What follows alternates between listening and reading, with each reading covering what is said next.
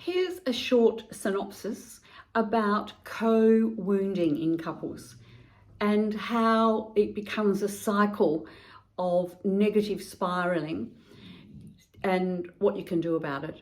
So co-wounding means one partner will say something that's hurtful, a blaming judgment statement, a criticism, an accusation, maybe a put down, something degrading, denigrating to the other one. And the other one, in the hurt sense, we all know what that's like, will bite back and will respond with something equally hurtful or more hurtful. So it becomes a co-wounding situation with retaliation built in. And couples that get into that cycle find it very difficult to break out of it without help. And even then, with help, takes a little while to re-engineer themselves, rewire themselves, to think more into themselves about, do I need to, or why am I biting back? And then it's about, why did I, if we're looking at ourselves, say something so mean or so hurtful? Was that necessary? Did it help? You know me, I'm all about, by now if you've been watching any of these, I'm all about goodwill and camaraderie and cooperation, and you can't have a great relationship without them. And yet couples destroy those relationships inadvertently by getting caught in this co-wounding chain reaction that happens.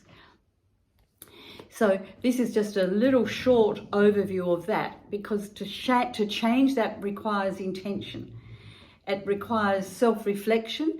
We are knowing well and truly now, with so much written everywhere, so much in all my video series, about how we can't tell someone else they have to change. Or you can tell them, but they're going to take it badly. No one wants to hear it. It never works.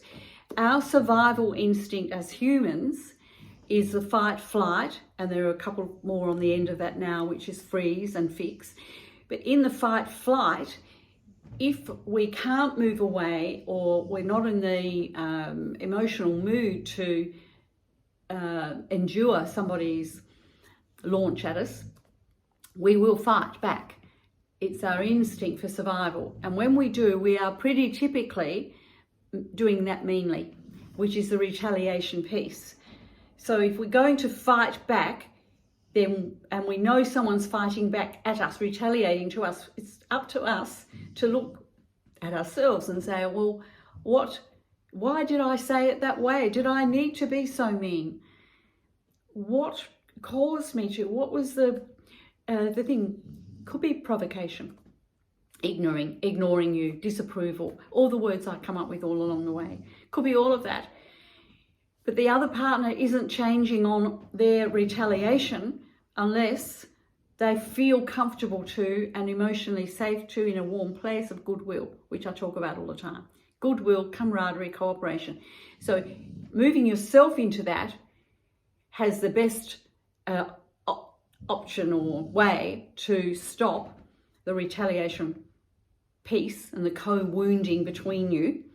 That's how it stops. It starts with you, with one person, and then the whole vibe changes as we shift into goodwill. So on that note, I will leave you with it. And if you can hear the little noise, I often show this little munchkin here, who's my Poppy snoring. Where are you, Poppy? There you go. Yes, so she's having a good sleep there while I'm doing these. And I often show her there because I know you can probably hear her in the background. And she gets so distressed if she's not in here when I'm filming that I just rather have her here with a bit of snoring going on and keep her happy. She's an old girl, she's nearly 13, than have her distressed and outside while I'm doing it. I hope you don't mind. It's Dee Tozer, International Couples Master Coach, and Poppy signing off.